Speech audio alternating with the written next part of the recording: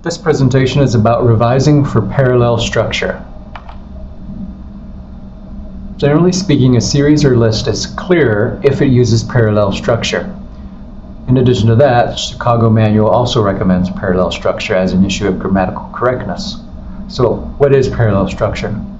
Parallel structure is when the items in a series or list have the same grammatical form.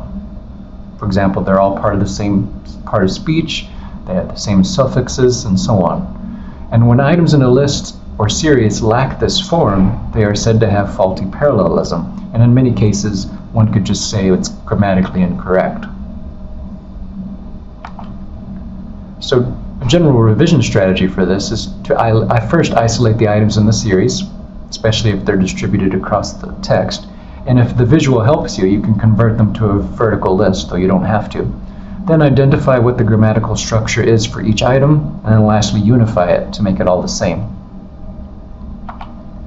So what are some types of faulty parallelism that you might run into?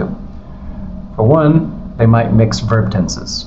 So in this example, we see that they shifted from speaking in past tense suddenly then to present tense. So to unify it, make them both past tense. Sometimes they'll mix voices. So in the first example there, they're using active voice, and in the last item in the list, in the compound sentence, they shifted suddenly to passive voice.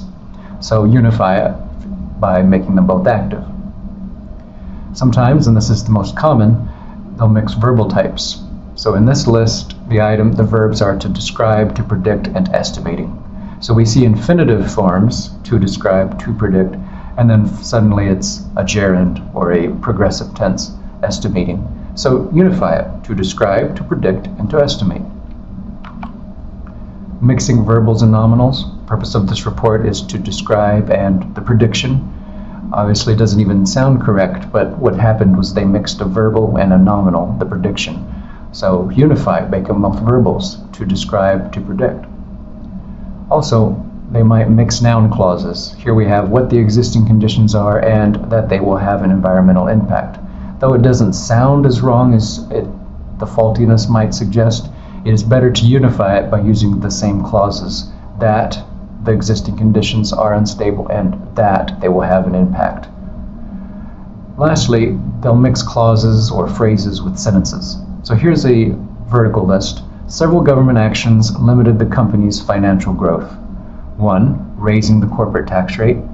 2, they limited dividends. 3, forcing retailers to reduce growth. The second one's problematic because it doesn't use the progressive tense or form of the verb and suddenly does a complete sentence. So that arrow indicates a way to revise it: raising, limiting, forcing. So these are ways to revise for parallel structure. Fundamentally, you'll want parallel structure, and as an editor, it helps to find those obvious faulty parallelisms and correct them.